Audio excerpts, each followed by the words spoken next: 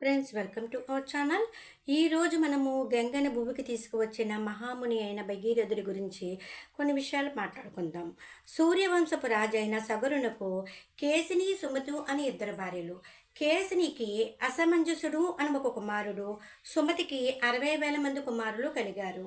భగీరథుని ముత్తాత అయిన సగరరాజు ఒకసారి అశ్వమేధ యాగం చేస్తాడు.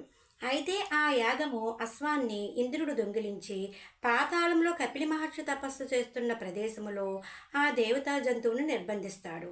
సగరుని 60,000 మంది కుమారులు పాతాళంలో నిర్బంధించి ఉన్న గుర్రాన్ని కనుగొంటారు. అప్పుడు వారు తమ బొంగురు శబ్దాలతో కపిల మహర్షిని కలవరపరుస్తారు. కోపోద్రిక్తుడైన కపిల మహర్షిని సగరుని 60,000 మంది కుమారులు ఋషి అగ్ని నేత్రాలచే బూడిదిగా మారతారు. వారికి ఉత్తమ గతులు లభించాలంటే దివి నుంచి గంగను పాతాళానికి తేవలసి ఉంది.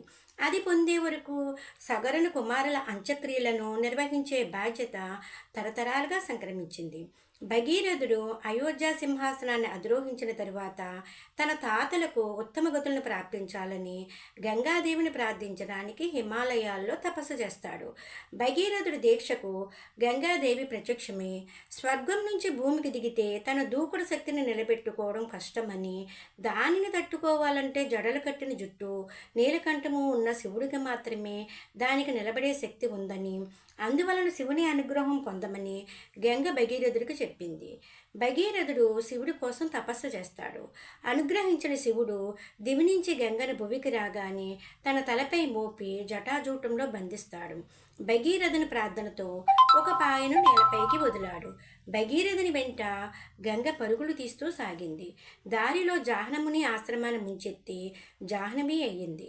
ఆపై సాగరంలోకి ప్రవేశించి పాతాళానికి చేరి సగరుని పుత్రులకు ఉత్తమ గతులను కలగజేసింది.